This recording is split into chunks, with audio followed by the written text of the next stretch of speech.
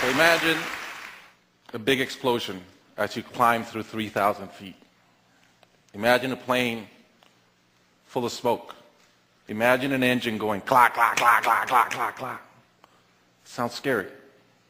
Well, I had a unique seat that day. I was sitting in 1D. I was the only one who could talk to the flight attendants. So I looked at them right away, and they said, no problem. We probably hit some birds.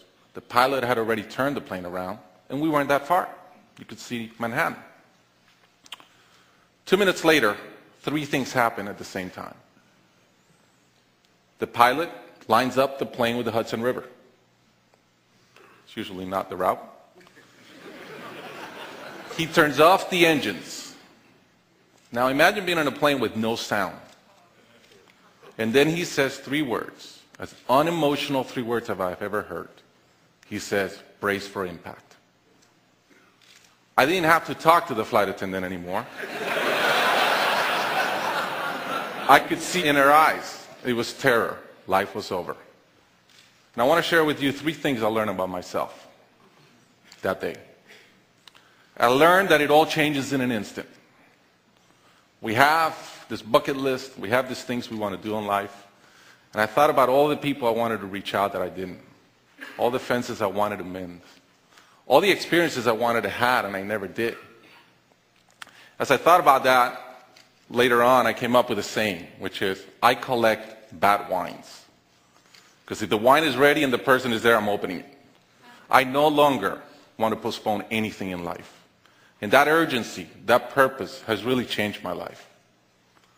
The second thing I learned that day, and this is as we clear the George Washington Bridge, which was by not a lot, I thought about, wow, I really feel one real regret. I've lived a good life.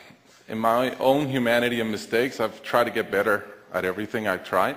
But in my humanity, I also allow my ego to get in. And I regretted the time I wasted in things that did not matter with people that matter. And I thought about my relationship with my wife, with my friends, with people.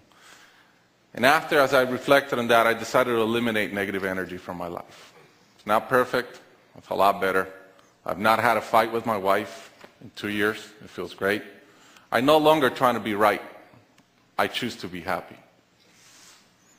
The third thing I learned, and this is as your mental clock starts going 15, 14, 13, you can see the water coming. I'm saying, please blow up. Right? I don't want this thing to break in 20 pieces like you've seen in those documentaries. And as we're coming down, I had a sense of, wow, dying is not scary. It's almost like we've been preparing for it our whole lives. But it was very sad. I didn't want to go. I love my life.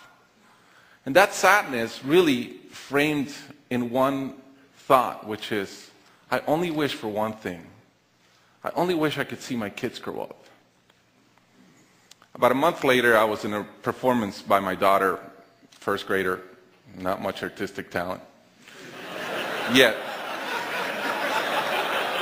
And I'm bawling. I'm crying like a little kid. And it made all the sense in the world to me. I realized at that point, by connecting those 2 dots, that the only thing that matters in my life is being a great dad. Above all, the only goal I have in life is to be a good dad. I was given the gift of a miracle of not dying that day.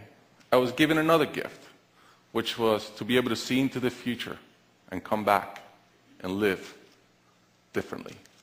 I challenge you guys that are flying today. Imagine the same thing happens on your plane, and please don't. But imagine, and how would you change? What would you get done that you're waiting to get done because you think you'll be here forever? How would you change your relationships and the negative energy in them? And more than anything, are you being the best parent you can? Thank you.